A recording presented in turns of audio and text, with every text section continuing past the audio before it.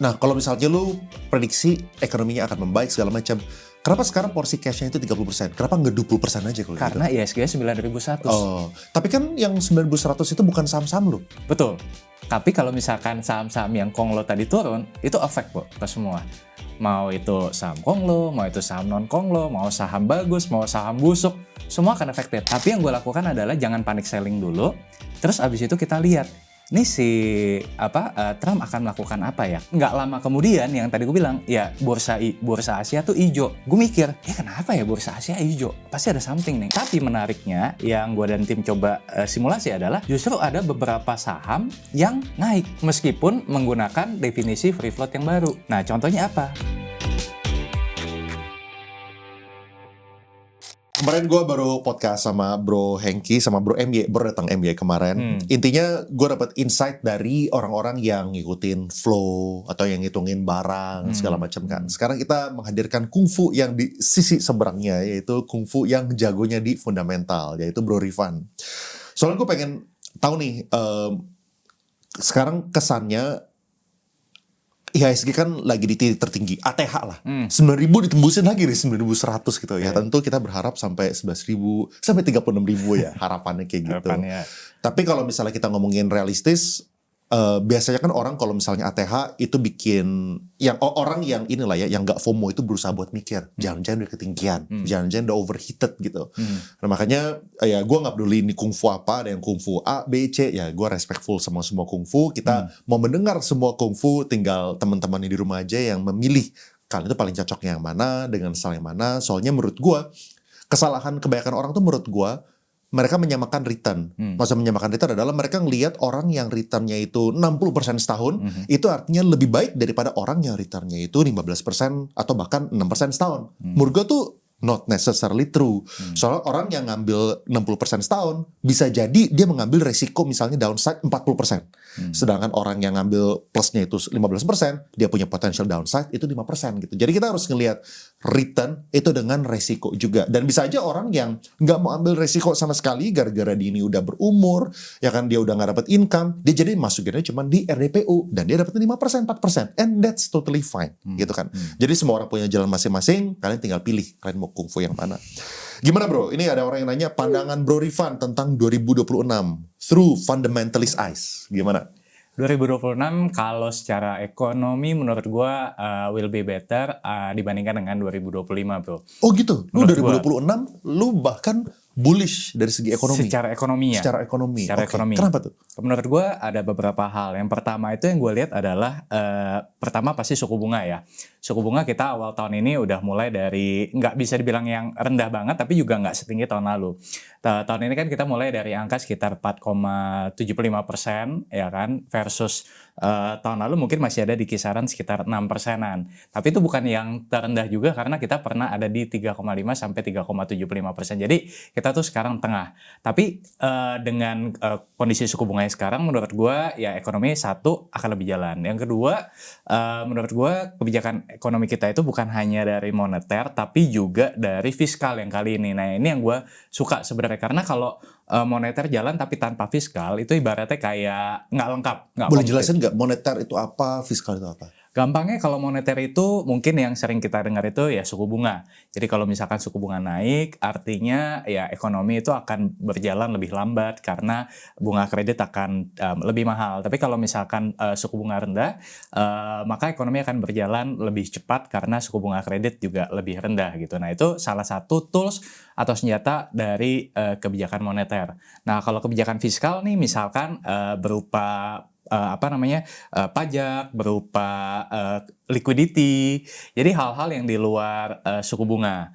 Nah, kalau misalkan yang kita lihat sekarang itu salah satunya adalah ya mungkin teman-teman tahu bahwa Pak Purbaya memberikan likuiditas ya yang 200 triliun dari Bank Indonesia plus 76 triliun ya kan. Terus kemudian juga ada program yang 8 plus 4 plus 5 ya kan dan lain-lainnya gitu. Jadi menurut gua ini jadi satu jadi satu barometer menurut gue kenapa gue cukup bullish di 2026 ini secara real ekonomi harusnya akan lebih baik dibandingkan dengan 2025 bro. Gitu. Ini menarik nih. Soalnya kan kalau misalnya kita ngomongin Porto ya, terakhir kita podcast which is bulan Desember itu kalau nggak salah plus 34 ya, 35% lah kira-kira dalam waktu 32 ya Desember ya, dalam waktu 6 bulan lah kira-kira gitu ya. Nah, kalau misalnya kita tapi kalau misalnya kita ngomongin IHSG dan teman-teman itu semua bisa lihat semua pergerakannya. Soalnya kita podcast itu dari month zero. Dari month zero, dari pertama kali gue masukin, dari mungkin portonya masih, gue gak lupa berapa ya, dari bulan yang lalu. Mungkin dari misalnya plus 2% gitu kan, besok kita plus 5%, besok plus 7%, segala macam. Itu semuanya ada live ininya ya, dan teman-teman bisa tarik ke belakang, dan itu gak ada top up gitu kan. Nah, yang gue pengen tanya tuh kayak gini, kalau misalnya kita ngomongin real ekonomi itu maju, apakah itu bakal berdampak terhadap IHSG, terutama yang saham-sahamnya itu lebih ke saham-saham fundamental? Soalnya kan, ya Rifan ini kan kalau misalnya teman-teman belum pernah nonton, dia nggak ada saham-saham yang kita kategorikan sebagai saham Konglo, tapi saham Konglo yang maksudnya yang dengan PER 500 segala macam yang tahun lalu menjadi driver kenaikan IHSG, dia kan tidak memegang itu. Tapi fundamental bisa naik 30% gitu. Gue juga bingung gitu kan. Nah, menurut lu kayak gimana? Kalau misalnya ini apakah berarti akan saham Konglo bakal rotasi kah ke saham fundamental? Atau menurut lu dua-duanya berpotensi jalan? Atau lu nggak mikirin yang Konglo, ya lu pokoknya mikirin yang fokus yang lu pegang aja, dan itu menurut lu bullish bakal naik gitu? Oke, jadi ini kalau kita bicara mengenai psikologi ya Bro ya. Jadi gini, 2025 kenapa misalkan saham-saham Konglo itu naik? Simply karena di 2024-nya itu kan kita secara IHSG ya sideways lah ya, bahkan cenderung menurun gitu kan. Nah, ada psikologi kalau misalkan IHSG-nya udah lama sideways terus atau turun dan kemudian naik, orang itu akan lebih berani untuk take risk, akan berani untuk mengambil risiko yang lebih agresif. Makanya kenapa setiap kenaikan, kalau teman-teman perhatiin, setiap misalkan kenaikan IHSG yang cukup signifikan, itu biasanya akan ada saham-saham yang mungkin not purely fundamentally play, tapi naiknya gila. Contoh, misalkan 2025 kita tahu bahwa saham-saham Konglo naik. Nah, kalau teman-teman kalau kita flashback ke 2021 ya. 2021 kalau teman-teman ingat waktu itu lagi zaman-zamannya misalkan bank digital. Bank digital yang secara buku itu masih merugi, tapi harganya bisa naik gila-gilaan. Nah, tapi kalau kita maju 1 tahun lagi ke depan setelah saham-saham bank digital tadi meroket ya Bro ya. Di tahun berikutnya saham-saham bank digitalnya turun. Tapi saham-saham yang kita sebut sebagai fundamental itu naik. Contohnya apa? 2022 banking naik. Coal yang dibilang orang udah obsolete, udah ketinggalan zaman, bakal digantikan dengan renewable energy, ternyata malah merajai. Nah, kalau gue ditanya apakah 2026 ini akan ada sectoral rotation, menurut gue mungkin terjadi. Kenapa? Karena gini, di IHSG sekarang 9.000, 9.100, tentu risikonya udah jauh lebih tinggi dibandingkan dengan IHSG kemarin di 6.000 saat di pertengahan tahun, ya kan? Nah, uang itu kan selalu akan berputar kemana yang mungkin akan memberikan cuan lebih besar lagi. Nah, kalau misalkan ini saham sudah PER-nya 500, PER itu yang kalau menurut gue adalah ekspektasi market atau ekspektasi pemegang saham bahwa si perusahaan itu mampu untuk mendeliver growth yang lebih tinggi lagi. Nah, kalau misalkan nih perusahaan ini PER-nya 500, tapi dia bisa kasih growth, let's say misalkan puluhan persen or even mungkin double di tahun depan, mungkin harga saham akan sustain. But what will happen kalau misalkan PER-nya 500 tapi growth-nya single digit? Nah, ini kan yang jadi big question kan. Nah, jadi nanti akan ada menurut gue ya beberapa, gue nggak bisa bilang semua, tapi beberapa ya saham yang mungkin tidak di catch up dengan fundamentalnya itu akan turun. Nah, rotate-nya kemana? Rotate-nya adalah ke saham-saham yang balik lagi. Ya mungkin secara fundamental belum dapat panggung di 2025 dan 2026 ini akan dapat panggung. Jadi selalu ada psikologi, kalau gue bilang itu pertama itu adalah market itu akan irasional, tapi begitu udah mencapai pada satu titik tertentu market akan kembali rasional bro. Nah itu sih menurut gue yang gue alamin gitu. Kalau misalnya lu ngikutin tentang perubahan ini gak sih peraturan MSCI Ikut. Yang ada katanya atas nama PT itu berpotensi dikeluarkan dari hitungan-hitungan free float gitu misalnya kan. Nah itu apa dampaknya terhadap saham-saham yang fundamental menurut lo? Itu gue ada datanya sih, mungkin gue sambil buka aja kali ya Bro. Boleh siap. Nah, jadi ini mungkin beberapa saham ya yang masuk ke dalam indeks MSCI, gue ambil beberapa saham gitu kan. Nah, ini kan mungkin teman-teman tahu ya bahwa salah satu ketentuannya kalau misalkan masuk ke dalam indeks MSCI itu adalah full market cap-nya 49,5 T dan free float market cap-nya itu 24,7 triliun. Jadi free float itu mungkin teman-teman ada yang udah tahu, ada yang belum. Intinya adalah saham yang tradable di secondary market gitu loh, ya kan. Nah, kemudian minimum 15% annualized traded value ratio atau ATVR-nya seperti itu. Nah, yang sekarang ini lagi diperdebatkan itu adalah definisi mengenai free float-nya kan. Yang dimana kalau sebelumnya itu MSCI mengambil data dari bursa langsung, ya kan, dan kemudian akan beralih menjadi ke SEI. Nah, yang jadi permasalahan itu kan adalah si PT-PT-nya atau corporate-nya, kan. Nah, di sini gue mungkin coba ambil beberapa sampel, Bro. Nah, ini. Nah, jadi ini kalau misalkan nih gue ambil contoh misalkan BCA, Bank Mandiri, Bank BRI, DSSA, sama Brand ya. Nah, ini mungkin teman-teman bisa lihat legend-nya ada di sebelah kanan, dan yang gue highlight itu adalah corporate domestik dan juga corporate foreign. Nah, kita nggak tahu nih sebenarnya yang nanti akan dikeluarkan kalau misalkan jadi itu adalah yang mana, apakah hanya corporate domestiknya aja atau corporate foreign-nya juga. Tapi di sini gue ambil contoh dua-duanya lah ya, seperti itu. Ya, misalkan BCA ada, ini by the way kalau misalkan yang ini dalam miliar lembar gitu. Nah, intinya kemarin gue dan tim coba untuk melakukan simulasi, bro. Nah, jadi ini ada saham-saham yang secara yang setelah dihitung kalau misalkan dikeluarkan ada yang turun, ada yang naik. Nah, biar gampang, misalkan kita run through aja ya. Misalkan kayak BCA. BCA sebelumnya, which is ini kita pakai angka per 31 Desember, which is akhir tahun, free float market cap-nya dia adalah 26,86 billion US dollar. Ini by the way dalam billion US dollar. Kalau yang tadi kan 24 triliun itu dalam rupiah kan, berarti kan jauh di atas gitu. Nah, sekarang ya dengan kalau misalkan dengan kebijakan si MSCI yang baru ini diterapkan, dia akan turun ke 24,12 billion US dollar. Ini kalau kita pakai angka atau harga penutupan 19 Januari, Bro. Nah, kemudian Bank Mandiri juga sama, turun dari 11,42 billion US dollar free float market cap-nya menjadi 10,6 billion US dollar.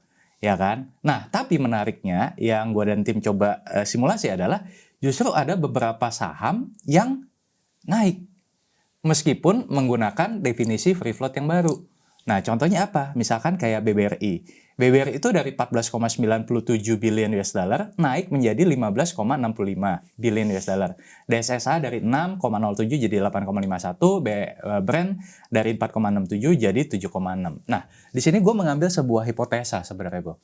Menurut gue, ada beberapa emiten atau beberapa perusahaan yang dia aware dengan kebijakan MSCI yang baru ini dan sengaja menaikkan harga sahamnya supaya tetap menjaga si batas tadi gitu. Jadi menurut gue kalau ditanya apakah ada dampak, yes, mungkin beberapa saham yang secara dengan kebijakan yang baru ini free float-nya turun, berarti kan indeks weighted-nya dia terhadap si indeks tersebut kan turun. Nah, itu mungkin akan ada outflow. Tapi kalau misalkan buat saham-saham yang secara free float market cap-nya naik, justru mungkin akan mendapatkan inflow. Nah, kalau gue melihatnya ke arah situ sih, Bro. Gitu. Ini berarti before and after-nya ini bukannya before aturan dirubah sampai after aturannya dirubah kalau misalnya ini terjadi perubahan. Tapi ini termasuk juga dengan kenaikan harga sahamnya mereka segala macam lu consider juga di sini gitu ya. Betul. Oke. Ya berarti ya mungkin dari awal kalau misalnya gue lihat berarti mungkin yang atas sama PT di Brand atau DSSA yang dalam kategori ini emang dari awalnya nggak gitu ada ya. Nggak gitu ada, therefore makanya nggak ada impact gitu maksudnya. Ada impact kayak misalkan kayak Brand, itu kan naiknya juga cukup besar, Bu. Nah, berarti before-nya apa? Before-nya emang berarti ini sebelumnya udah atas sama PT. Tapi betul. belum di-include sebagai free float. Belum di-include sebagai Sekarang free float. dengan di-include sebagai free float, dia jadi mengalami kenaikan. Betul, dan harganya juga naik. Gitu. Ini saham Kolo malah tambah rally lagi kayak gini. Mungkin pemiliknya saham Pak PP lagi berdoa, ayo semoga dirubah. Kalau kayak gitu kan berarti kan outflow-nya itu menariknya dari BCA sama BMRI, tapi menariknya BBRI malah naik ya? Malah naik. Karena kalau misalkan kita lihat secara historical ya, BCA, BMRI mungkin naik di bulan-bulan sebelumnya. Nah, tapi kalau di bulan ini yang naik itu misalkan kayak BRI itu naik, gitu. Naik dari segi harga. Otomatis kan berpengaruh juga ke dia punya free float market cap-nya, Bro. Oke. Ini berarti Gitu. before after apa? Ini before maksudnya lu pakai harga Before kapan? itu pakai harga penutupan 31 Desember. Oke. Ya kan. After itu pakai harga 19 Januari Oke. 2026.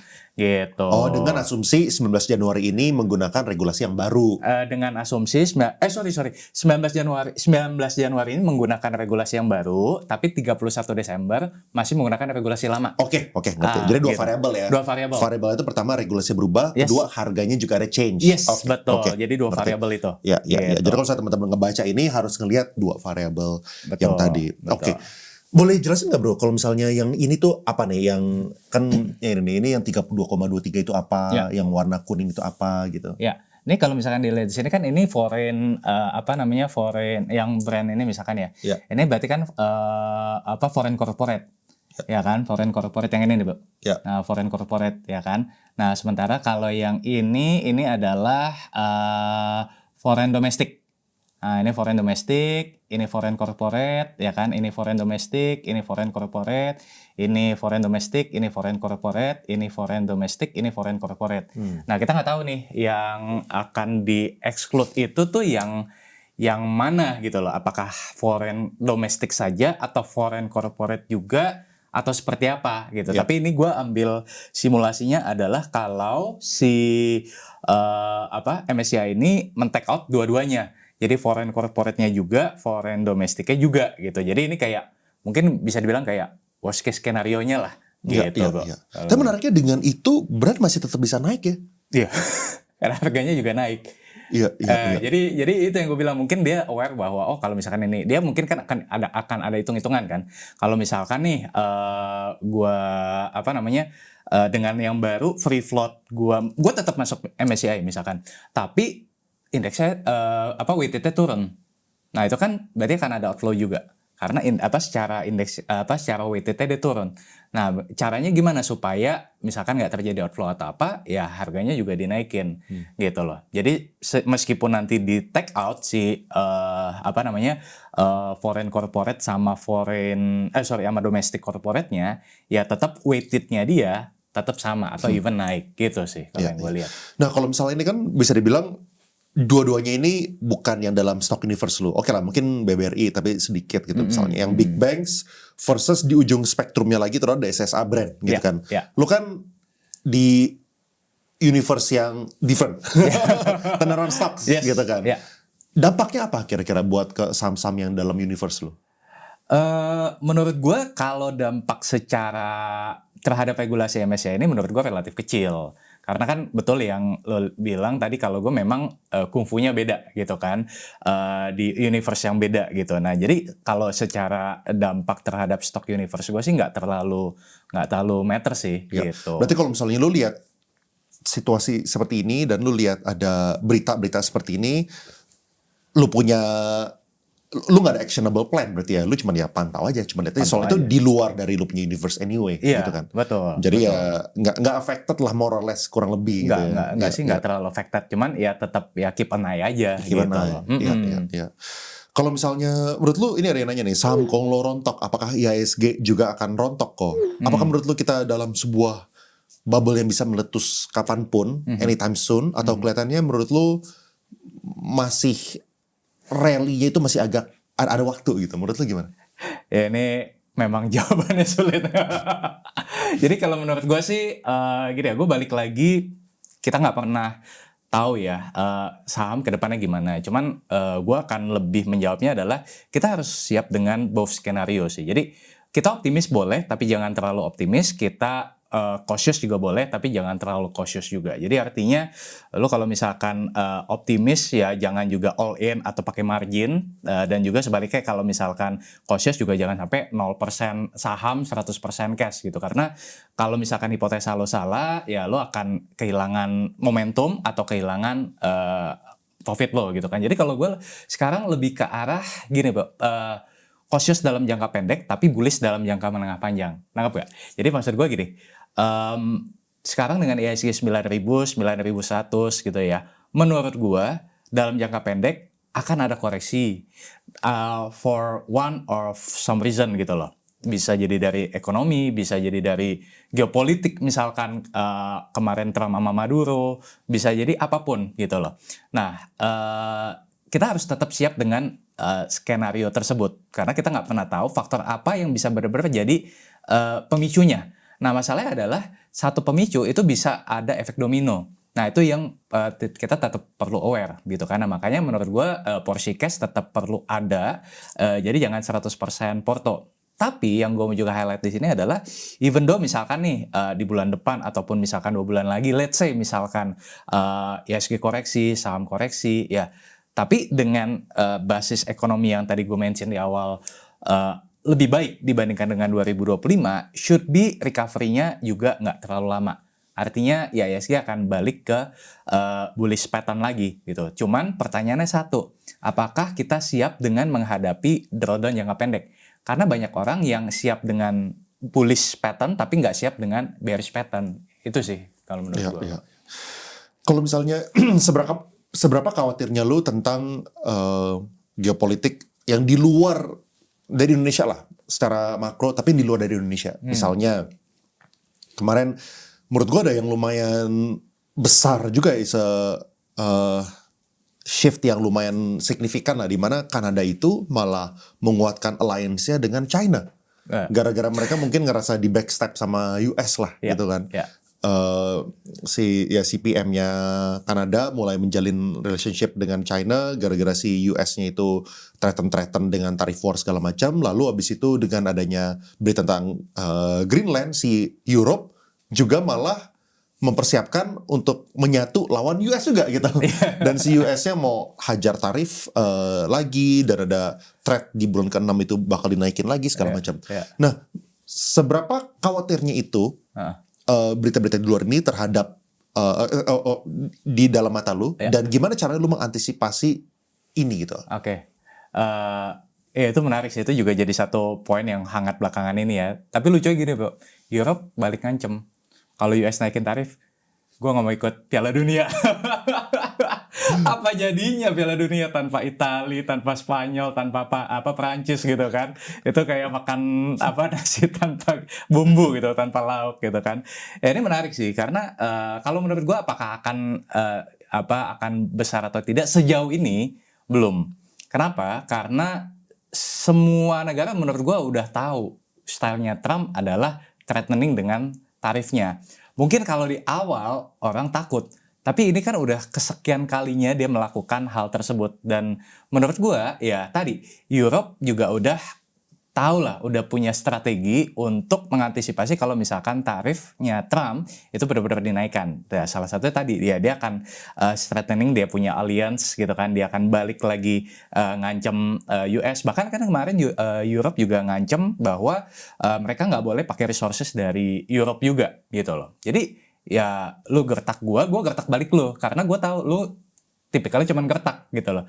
Kita semua tahu US itu lagi dalam kondisi yang tidak baik-baik saja. Ibaratnya dia juga lagi sakit. Orang sakit ngancem Europe juga sakit ya. Tapi intinya berdua nih lagi sama-sama sakit gitu. Tapi poin yang gue pengen sampaikan adalah menurut gue tidak terlalu signifikan, at least up to this time. Nah, akan menjadi cukup signifikan menurut gue kalau terjadi perang.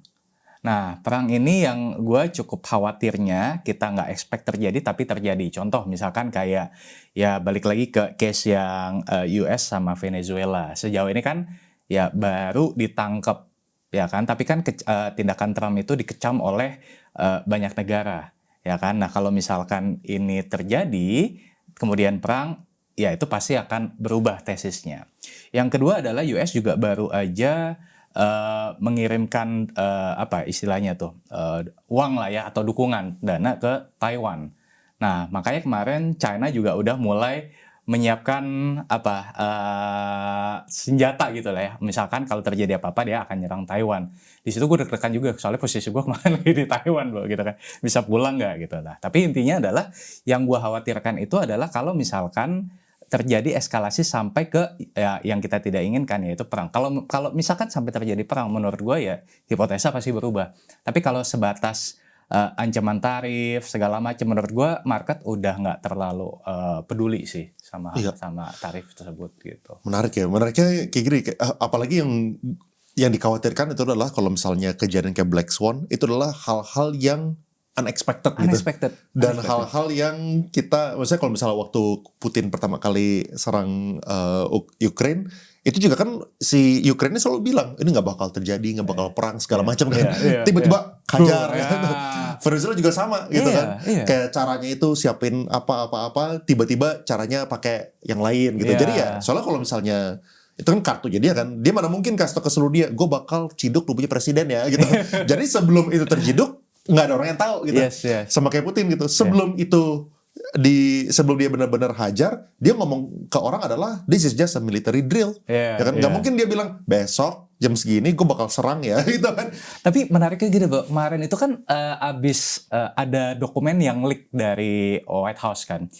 Apa ya namanya, gue lupa, kalau nggak salah namanya America First atau apalah. Itu jadi kayak ya dokumen rahasianya Amerika tapi bocor. Nah ternyata penyerangan ke Venezuela itu masuk di dalam dokumen tersebut. Jadi maksudnya penyerangan ke Venezuela ini bukan tiba-tiba Donald Trump mikir gue pengen nyulik, enggak. Betul. Ternyata itu udah ada. Itu plan kan? Plan banget gitu kan. Termasuk reciprocal tarif lah, itu ada semua gitu loh. Jadi menurut gue ya ini semua udah di-plan oleh si Trump, dan dengan dokumen tersebut leak gitu ya. Ini gue lagi minta tim gue untuk ya, cari lebih dalam lagi sebenarnya apa nih langkah-langkah berikutnya gitu kan. Nah, ya artinya apa ya? Artinya kalau udah leak ya negara-negara lain akan lebih siap ngadepin strateginya Trump. Betul. Menurut gue. Iya, maksudnya ya itu betul. Jadi kalau misalnya leak, tapi kita taunya setelah kejadian udah kena. Tapi sebelum itu diciduk, secara publik, secara media nggak ada yang bilang bahwa besok aku bakal ciduk. Soalnya kalau misalnya kejadian, semua udah tahu, ya pasti si Venezuelanya melakukan sesuatu kan. Betul. Apakah dia kabur kemana, dia mungkin nginep di Beijing dulu. Kan nggak mungkin gitu diciduk dari China gitu misalnya. Gitu-gitu lah. Cuman ya intinya hal-hal yang menarik adalah, cuman yang gue tertarik sama lu adalah lu itu selalu mempersiapkan untuk semua possibility. Karena possibility ini variabelnya terlalu banyak. So many things can be the trigger of the next Black Swan gitu kan. Nah makanya kalau misalnya kayak gitu, lu strategi kayak gimana? Cara untuk lu mempersiapkan, kan berarti kan sulit untuk ditimingin kan. Terus kayak gimana? Cara untuk lu pengen naikin jumlah porsi cashnya. Nah lu butuh apa yang terjadi supaya lu tuh naikin porsi cash ya kalau kayak gitu? Kalau gue kan sekarang rata-rata mungkin kalau porto gue pribadi dan porto client advisor itu more and less itu kurang lebih 70% saham, 30% cash kan. Jadi kalau gue misalkan sekarang maintain di area tersebut dengan cara misalkan gini, Bro. Jadi gue lihat kayak eskalasinya sekarang seberapa urgent sih. Menurut gue tadi sekarang skalanya 30% menurut gue cukup. Tapi kalau misalkan kedepannya ada tadi unexpected things yang di luar yang sudah kita pikirkan ini, itu gue akan naikkan porsi cash for sure. Jadi gue bukan tipikal yang juga ngeyel, nggak akan terjadi apa-apa, karena kita udah banyak belajar dari COVID lah, kita udah banyak belajar dari reciprocal tarifnya Trump. Tapi kuncinya satu sih, kalau misalkan terjadi unexpected things, ya itu gue akan menaikkan porsi cash. Nah, itu gimana caranya, Bro? Soalnya kan yang namanya unexpected things, kita kan baru tahu setelah unexpected things itu terjadi. Artinya kan most likely harga saham itu udah terkoreksi. Nah, kan tapi kalau misalnya kita bingung nih sebagai investor, waktu sahamnya lagi terkoreksi, teorinya kan kita harusnya nambah. Sedangkan kalau misalnya ini udah terjadi, sahamnya turun, masa kita cut? Gitu kan. Menurut lu kayak gimana? Menurut gue nggak masalah. Kita sedikit telat, menurut gue nggak masalah. Yang salah itu adalah kalau misalkan kita ngeyel, terus cutnya udah terlalu dalam. Jadi kita memang nggak pernah bisa tahu besok Trump tiba-tiba ada kejutan apa, Putin tiba-tiba ada kejutan apa. Nah, tapi menurut gue lebih baik kita sedikit telat daripada telat sama sekali. Nah, itu yang menurut gue. Jadi nggak apa-apa kalau misalkan kita ternyata loss gitu ya. Udah kita trimming position dulu, ya kan, lihat dulu situasinya seperti apa. Nah baru misalkan kita lihat udah ternyata tidak sepanas yang dikhawatirkan, ya kita masuk lagi. Jadi menurut gue nggak apa-apa kalau misalkan kita agak sedikit telat, karena ya nobody knows di future akan seperti apa. Tapi kalau menurut gue sih nggak sedikit telat nggak masalah. Oke, ini menarik ya bro. Jadi gue kan kita baru mulai perjalanan Open Porto ini di bulan Juni, Juli kira-kira lah, Juni-Juli lah ya, gitu kira-kira. Dulu di bulan Maret April itu sempat ada IHSG yang jatuhnya luar biasa. Waktu pertama kali si Trump ngomong tentang reciprocal tarif gitu kan. Nah ini mungkin lu punya contohnya dari klien lu yang lainnya lah gitu kan. Soalnya yang gue pengen tanya itu adalah gimana caranya lu respon ke sebuah unexpected thing. Reciprocal tarif itu pasti unexpected. Soalnya nama lu bukan Rifan Trump. Kalau misalnya lu Rifan Trump udah short. Kalau misalnya namanya Rifan Kurniawan, lu berarti sama kita nggak tahu gitu itu bakal terjadi. Nah, dan kita tahu kalau misalnya kita in retrospect ya, kita lihat ke belakang, reciprocal tariff tersebut adalah sebuah threat dan itu turun habis itu spike lagi gitu kan. Nah, jadi gimana caranya nih kita membedakan sebuah market crash yang cuman flash crash doang, yang temporary, sama yang kita ini wajib untuk cut sekarang gitu. Soalnya kalau misalnya yang terjadi waktu reciprocal tariff, kesalahan utama adalah justru kalau misalnya kita cut. Iya, betul. Kalau misalnya kita cut, mati kita justru. Karena pilihan ada 3. Buy more, hold, atau cut, gitu kan. Nah, tau dari mana bahwa saat reciprocal tariff itu tuh si Trump itu nggak bener-bener gila, dia bener-bener bakal hajar. Itu menurut lu kayak gimana? Apa yang lu lakukan dulu? Oke, kalau dulu itu memang kita sama-sama nggak tahu Trump akan melakukan reciprocal tariff karena kan back at the time kita lagi liburan, libur lebaran panjang tuh 2 minggu 3 minggu, ya kan. Nah, posisi gue dan klien advisory waktu itu kurang lebih 60% saham, 40% cash. Jadi posisi cash ini kebetulan emang lagi tinggi. Tapi poin utamanya bukan di reciprocal tariff tadi. Poin utamanya adalah gue merasa tidak nyaman dengan market saat itu. Kenapa? Karena waktu itu kalau misalkan kita ingat, 1, pengangguran lagi tinggi-tingginya. Kedua, Indonesia di downgrade sama MSCI. Jadi ada banyak faktor yang kalau kita list itu panjang. Inflasi itu kita bulan Februari itu deflasi, ya kan? Itu for the first time in 20 years. Jadi ada faktor-faktor yang membuat gue tidak nyaman. Jadi gue melihat hal-hal itunya, gue memang tidak bisa memproyeksi tarif Trump di bulan April, tapi di bulan Februari, Maret ada kondisi yang tidak enak. Nah, jadi akhirnya gue trimming posisi gitu kan. Nah, ditambah lagi dengan Trump tadi. Nah, yang gue lakukan waktu itu adalah gue tidak melakukan apapun. Jadi gue belum buy more, belum cut, belum apapun. Jadi lebih hold. Nah, waktu itu gue bikin skenario, kalau misalkan kan dia ngumumin nih, ya kan, terus semua panik tuh, S&P, Bitcoin juga kalau nggak salah, ya kan, IHSG udah pasti bakal jeblok juga, ya kan. Nah, gue bilang kalau misalkan tidak ada perkembangan apapun, ya udah mau nggak mau cut loss, karena menurut gue ini masuk yang kategori unexpected, ya kan. Tapi ternyata gue inget banget tuh, itu kan tanggal 8 April, IHSG buka market jeblok, ya kan. Mau jual juga nggak bisa, semua pada turun gila-gilaan. Jadi gue bilang tunggu, jangan panik dulu, tunggu dulu. Ternyata pas tanggal 8 siangnya, gue lihat bursa Asia itu hijau, Nikkei, Singapura, ya kan, terus Hong Kong. Nah, gue bertanya-tanya, kenapa ya? Ternyata nggak lama kemudian muncul berita, ya kan, bahwa Trump bilang bahwa kita akan memberikan kesempatan buat negara-negara untuk melakukan negosiasi. Tarif ditunda. Dari situ gue baru melakukan buy more. Nangkap gak? Jadi gue memang tidak bisa, gue bullshit lah kalau misalkan gue bilang, gue tahu nih Trump pasti bakal reciprocal tarif. Gue nggak tahu, ya kan? Tapi yang gue lakukan adalah jangan panic selling dulu. Terus abis itu kita lihat, ini Trump akan melakukan apa ya? Kalau memang tidak ada kelanjutan apapun, ya udah kita mau nggak mau kita cut loss yang ada dulu, ya kan? Kita amankan cash. Tapi nggak lama kemudian yang tadi gue bilang, ya bursa Asia tuh hijau. Gue mikir, kenapa ya bursa Asia hijau? Pasti ada something nih. Nggak lama kemudian, ya itu tadi, tarif ditunda. Udah langsung gue kasih signal ya untuk kita buy more. Gitu.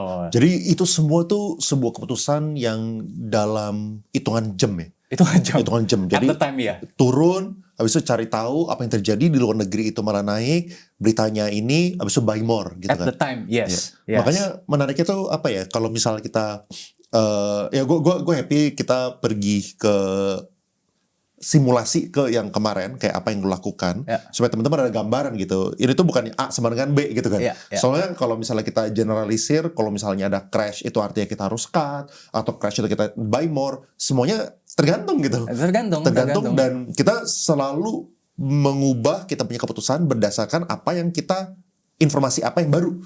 Ada informasi baru ini, kita kesini. Ternyata kalau misalnya informasi ini invalid, kita kesini.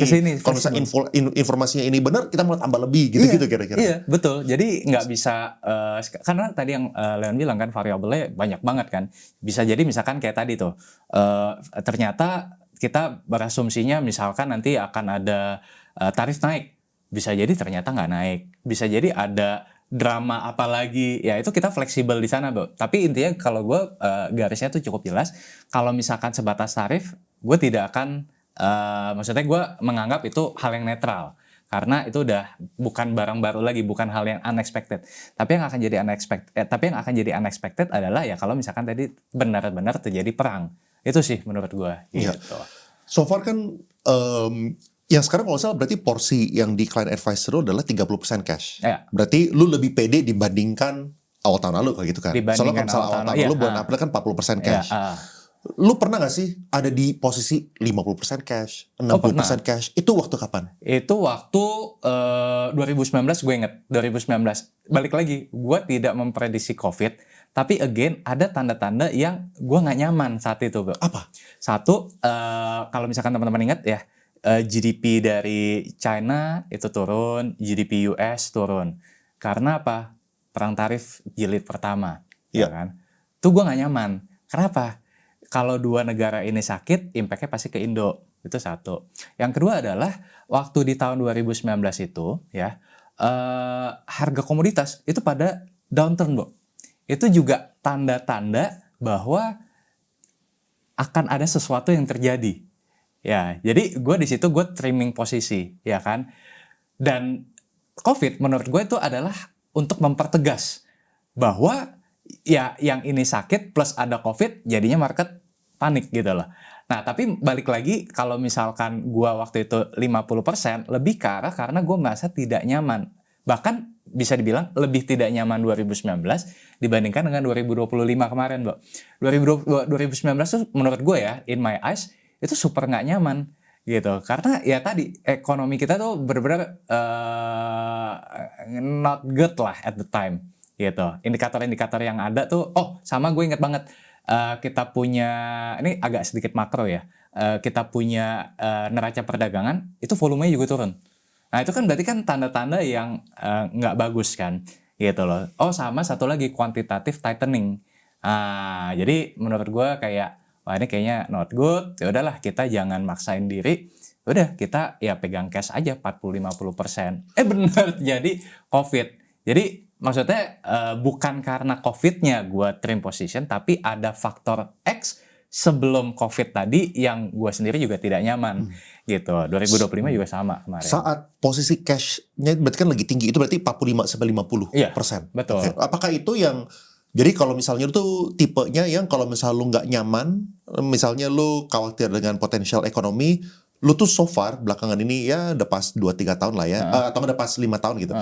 Maksimum naik itu 50% cash gitu. Iya. Lu nggak pernah di posisi 80% cash, 90% cash, nggak pernah. So far belum pernah. Soalnya kalau misalnya lu 50% saham, 50% cash, 50% saham ini lu bisa menerima downturn-nya. Soalnya dan lu bisa punya posisi, punya peluru untuk beli lebih. Gitu. Betul. Ya? Karena kalau misalkan kita 80% cash, 20% saham, or even more 100% cash, 0% saham, menurut gua, in my eyes, lu bakal bias. Kenapa bias? Karena gini, kalau misalkan kita di posisi yang 0% saham 100% cash, lu tuh pasti akan berpikir, ini pasti bisa lebih murah. Ini pasti bisa lebih murah. Ini pasti bisa lebih murah. Tapi at least kalau misalkan lu punya posisi ya di saham, lu memang akan floating loss. Tapi dengan floating loss ini, lu jadi bisa bikin strategi atau bisa bikin plan. Oke, misalkan gue punya posisi di harga 1000. Ternyata harganya sekarang misalkan 800. Secara psikologi, wajar kalau gue beli di 800 lagi, beli lebih banyak lagi. Kenapa? Karena gue tahu harga 1000 aja udah murah. Apalagi dikasih 800. Itu kalau kita pegang posisi. Tapi kalau misalkan kita sama sekali nggak punya posisi, kita tuh secara psikologi 1000 tuh mahal. 800 juga masih mahal, ntar pasti ke 600. 600 belum tentu orang beli. Kalau beli pun kadang cicil sedikit. Nah itu menurut gue kan beda psikologinya, Bro. Gitu. Jadi kalau gue lebih baik, ya udah emang gue udah punya anchoring position di sini, ya kan? Dari kemudian dia harga sahamnya turun. Nah, secara psikologi, gue akan selalu ingat, menurut gue beli di 1000 udah murah, 800 berarti sekarang lebih murah. Itu sih yang menurut gue secara psikologi membedakan. Gitu. Kalau bisa sebaliknya, lu pernah gak sih di posisi di mana lu itu tuh 5% cash, 0% cash, atau di bawah 10% cash gitu? Lu benar-benar pede banget, agresif banget. Itu all in-nya di saham itu kapan? Itu ya pas yang reciprocal tariff kemarin. Oh. Itu mungkin nggak sampai 5 ya, mungkin 90% lah. 90% saham, selalu 10% pakai cash. buat beli? Iya, betul. Itu termasuk. Gara-gara itu posisinya Cinta Laura jadi cuan. Salah satunya iya. Soalnya kan dia masuknya kan bulan Februari Bulan kan? Februari gitu. Nah itu benar tuh waktu itu juga gue bilang kan, nih ada perubahan skenario nih, ternyata tarifnya itu ditunda. Maka habis itu ya kita lakukan buy more tadi gitu. Jadi kita siapin ya cashnya mungkin cuma 10%-an lah gitu. Pas COVID pun juga ya pelan-pelan, lebih ke pelan-pelan ya kalau COVID. Mungkin gue waktu itu nggak terlalu berani karena kan ini enemy yang sama-sama unknown. Ya gue waktu itu lebih ke pelan-pelan lah. Jadi April nambah, Mei nambah. Ya itu lihat US juga waktu itu kan rebound. Oh US rebound nih. Harusnya Indonesia juga rebound gitu. Jadi ya kita lihat indikator-indikator negara sebelah lah, Bro. Gitu. Iya. Menarik ya. Jadi ya keputusannya tuh bisa jadi split second juga jadinya ya. Saat itu posisi cash tinggi, tapi begitu reciprocal tariffs-nya ini kelihatannya nggak seburuk yang kita antisipasi, tiba-tiba lu genjotin naik ke atas gitu ya. Betul. Gitu. Tapi lu nggak pernah sampai 0% full saham gitu ya? Nggak pernah. Selalu ada cash. Supaya tuh beli dapetin opportunity gitu. Dapetin opportunity, betul. Ya. Ada ongkos tenang lah. Iya. Oke, menarik. Kalau misalnya ini ada yang nanya nih, gimana cara lihat rotasi saham kok? Ilmu makroekonomi ini dari mana cara mulai belajarnya? Oke, kalau belajar makro mungkin secara gampangnya lah ya, secara supaya mudah dicerna oleh teman-teman Overpost, menurut gua kita perlu lihat kayak indikator-indikator sebelum ekonomi itu naik atau turun. Menurut gua ada beberapa, Bro. Menurut gue yang bisa kita pegang itu misalkan pertama adalah tadi ya neraca perdagangan. Nah jadi sederhananya adalah kalau misalkan neraca perdagangan kita itu surplus, volume ekspor, volume impornya meningkat, itu kan berarti tanda-tanda bahwa aktivitas ekonomi kita tuh oke, baik karena ekspornya meningkat, impornya juga meningkat. Itu satu. Terus yang kedua menurut gue yang bisa dijadikan tanda atau leading indikatornya itu menurut gue inflasi. Nah, kalau misalkan inflasinya begini terus, inflasi itu kan kayak kayak daya beli. Kalau misalkan inflasi kita begini terus bahkan sampai deflasi, ya itu artinya daya beli melemah, simple. Tapi kalau misalkan inflasinya begini, tapi nggak yang sampai hyper gitu ya, dijaga let's say misalkan di 2-3%, itu idealnya. Nah, itu berarti ekonomi kita membaik. Nah, sekarang kan inflasi kita udah mulai naik lagi nih, ya kan? Terus apalagi misalkan satu lagi deh, misalkan kayak PMI manufaktur. Nah PMI manufaktur itu kan ibaratnya kayak si manufaktur nih bullish gak atau malah pesimis dengan ekonomi ke depan. Jadi kalau PMI manufakturnya di atas 50 misalkan, itu artinya si pelaku ekonomi, si pelaku manufaktur ini dia lagi ningkatin produksi karena dia percaya ekonomi membaik. Jadi kayak indikator-indikator itu yang bisa kita jadikan acuan untuk kita memproyeksi sebenarnya ekonomi kita ke depan tuh akan lebih baik atau tidak sih. Nah makanya kenapa tadi di awal podcast gue mention bahwa 2026 ini menurut gue in my eyes ekonomi akan lebih baik. Karena indikator-indikator yang tadi gue sebutkan menunjukkan hal-hal yang positif. At least itu yang gue lihat. Ya, kalau misalnya kayak gitu apakah... Nah kalau misalnya lu prediksi ekonominya akan membaik segala macam, kenapa sekarang porsi cashnya itu 30%? Kenapa nggak 20% aja kalau karena gitu? ISG 9.100. Tapi kan yang 9.100 itu bukan saham-saham lo. Betul. Tapi kalau misalkan saham-saham yang Konglo tadi turun, itu efek ke semua. Mau itu saham Konglo, mau itu saham non-Konglo, mau saham bagus, mau saham busuk, semua akan affected. Cuman yang membedakan itu adalah tingkat drawdown-nya. Jadi kalau misalkan saham-saham Konglo yang tadi gue bilang yang tidak di catch up dengan fundamental, mungkin turunnya bisa 30%, 40%, 50%, or even more. Ya, saham-saham yang kita pegang ini mungkin bisa turun 10-20%. Nah, jadi kan cash ini yang akan jadi standby weaponnya kita kalau misalkan terjadi koreksi tadi. Gitu loh. Nah, menurut pengalaman gue biasanya kalau saham-saham yang memang naik, misalkan naiknya juga belum terlalu banyak, ya kan, dia turun, tapi turunnya itu akan lebih terbatas. Dan kalau emang dia punya fundamental yang kuat, dia punya growth story, dia punya unlock value, ya kan, secara nextnya ya dia akan rebound lebih cepat juga, gitu. Jadi gue mengantisipasi kalau misalkan dia turun ke bawah, gitu. Oke bro, ini ada yang nanya persentase ready cash atau liquid. Tadi kita udah jawab, tapi mungkin boleh share dari posisi yang porto kita kali, porto gua gitu ya. Dan ya kita udah pernah bilang juga bahwa sekarang udah ada 2 porto nih. Porto yang top up-nya itu bulan Juli, sama porto yang top up-nya itu bulan November. Desember. Nah cuman kemarin sebenarnya Rifan sempat nanya, bro ini boleh kita open porto juga gitu kan, yang porto kedua, soalnya dari segi jumlah lebih besar, ini lumayan signifikan gitu. Gue bilang nominal jangan deh, tapi persentasenya oke gitu, supaya kita jadikan sebagai materi pembelajaran, dan ya supaya kita bisa belajar bersama gitu. Yang penting kan ujung-ujungnya adalah kita supaya belajar bersama, supaya kita bisa lebih pintar, dan lu supaya jangan elus-elus dada. Kemarin bro, sempet nanya lagi, ada orang yang kena lagi. Gue gak bisa berkata-kata sih. Yang kena sih kayaknya bakal ada suatu saat dimana kalau misalnya nanti naik, abis itu kena banting lagi, gue bakal bilangnya syukurin. Udah bot bro, udah bot. Mungkin masih denial dia, masih denial.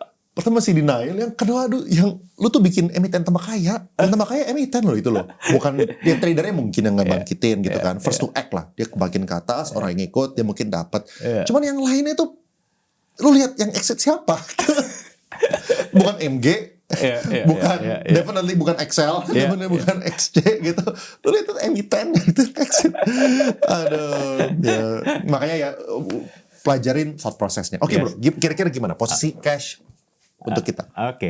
Oke, sip. Gimana bro? Jadi kalau kita podcast hari ini, posisi porto yang pertama itu tumbuh sekitar 37% lah, 37%, compare to last month di 32-an ya kalau nggak salah ingat. Ini SG-nya naik 29% gitu ya.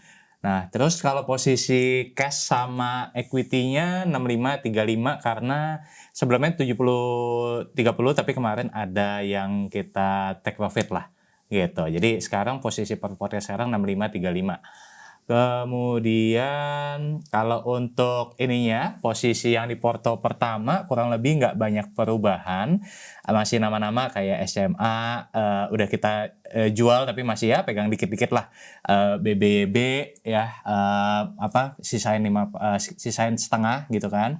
Sebelumnya kita 12%-an, sekarang mungkin BBB ya disisain 5% aja. Kemudian ASA juga sebelumnya belasan persen nih kita jual dikit jadi 7%, kemudian BWPT udah jual sebagian juga, sisain dikit. Nah cuman ini mungkin ada satu nama baru nih bro, yaitu BGTG. Nah BGTG ini sebelumnya gue lo posisinya di sekitar 15% porto. Nah kemarin ya ada yang kita taking profit dulu di 150-an, sekarang ya kurang lebih secara PNL-nya itu naik sekitar 25% dari harga beli gitu. BGTG kita nggak pernah ngomongin ya? BGTG belum. Bank apa juga nggak tahu tuh. Apa? Itu bank kan? Itu bank. Baru terbang ya dia ya? Dia baru sebulan inilah. Harga baru naik ya? Coba gue lihat ya. BGTG. Bank Ganesha. Yes. Oh, di awal Januari dia terbang ya? Yes, betul, baru bulan ini. Lu belinya Desember? Gue belinya itu, coba gue lihat ini ya, secara ininya. Nah ini, kalau belinya itu dari bulan September. September, Oktober, terus Desember.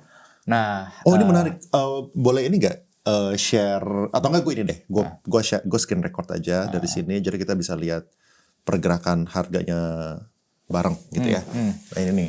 Berarti ini kan sekarang BGTG 143. Ya. Lu belinya itu dari September tanggal 9. 9 September di 103. Oh ini. Ya. Ini September 9 September. Ya, 9 September. Di bawahnya lagi lu. Iya. Di dipnya ya lu belinya ya? Iya, di bawah itu. Menarik ya lu beli waktu dip gitu. Ya. Terus udah gitu di 23 Oktober. 23 Oktober. Di Di sini 110. Di Ya. sini. Oh, 110. 110. Oh, berarti lu belinya itu di sekitar di sininya. Yep. Oh, lu di Gitu. sini tapi harganya itu di sini. Iya. Terus di tanggal 12 Desember 12. di 115. Jadi kita average up. Oh. 115. 115. Oh ini tuh lu pasangnya ini ya. Match-nya, ini match-nya. Ini match-nya. Match-nya. Oh, soal harganya kan fluktuasi. Fluktuasi. Ini harga closing Iya, kalau nggak salah. Oh, Gitu. itu lu jual di 150. 150. Oh, pucuknya juga, Bro. 150. Oh. Gitu. Menarik. Mulai, ya. Ya, oke. Jadi teman-teman dapat konteksnya. Ini menarik. BGTG ini lu beli juga di second porto. Beli juga di second porto. Jadi di first porto ada, di second porto ada. Oke. Gitu. Boleh share ini nggak?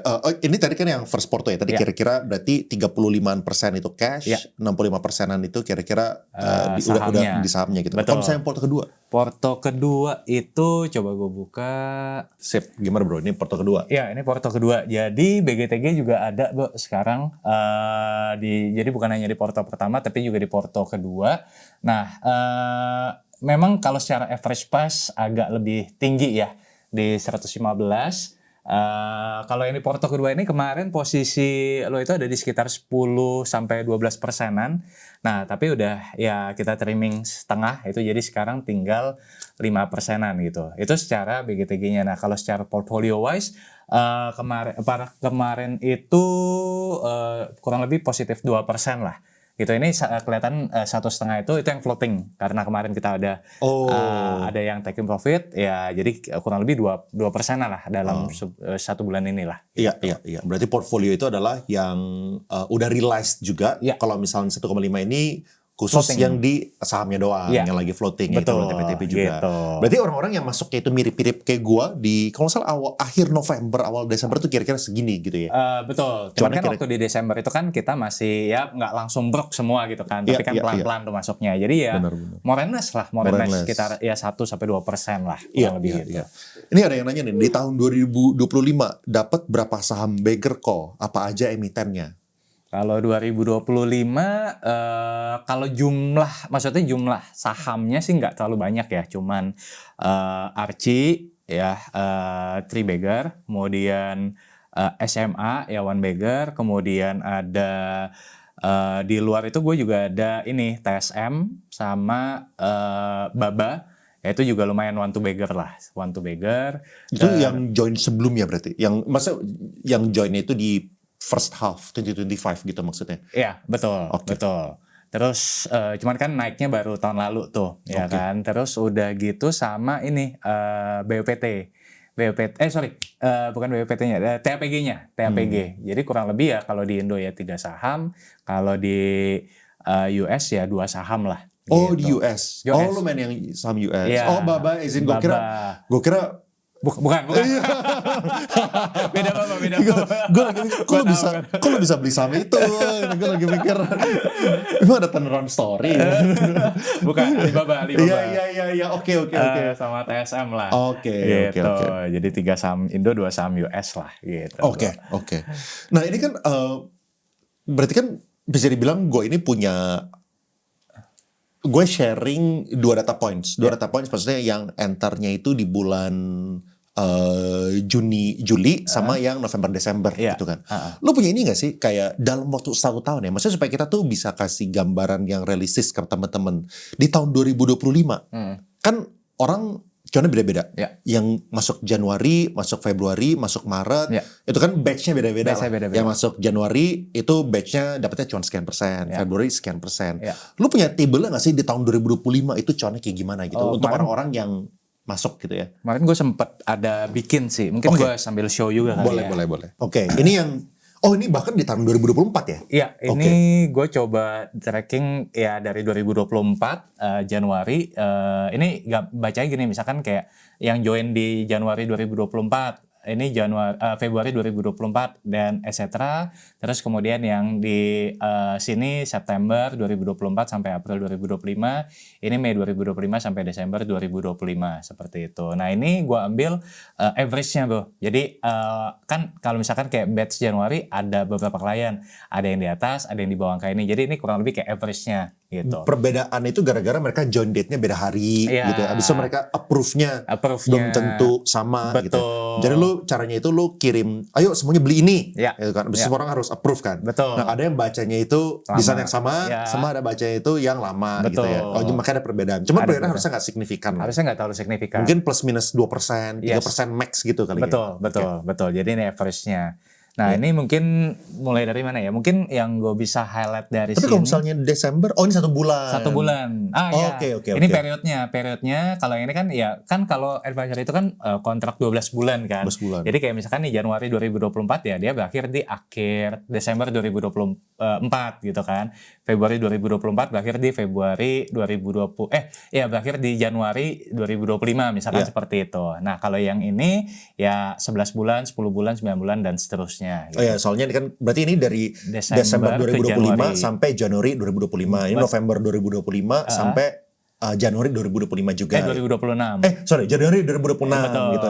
Betul. Gitu. Nah, tabelnya kurang lebih seperti ini. Yang mungkin bisa gua highlight mungkin yang paling jackpot sih September 2024 ya. September 2024 September 2024 karena ya ada satu saham waktu itu yang ini juga yang TAPG tadi sih. Jadi memang TAPG, DSNG itu masuk ke dalam batch yang ini gitu loh. Ya. Walaupun sebenarnya yang April sama yang April, Mei, Juni itu bagus juga soalnya kita masih ada a few more months kan. Iya. Masih ada 2-3 bulan lagi gitu. Betul. Nah ini sebenarnya jackpot yang tadi tuh bro. Jackpot yang tarif Trump itu loh. Jadi dia dapat low base lah ya bisa dibilang. Gitu.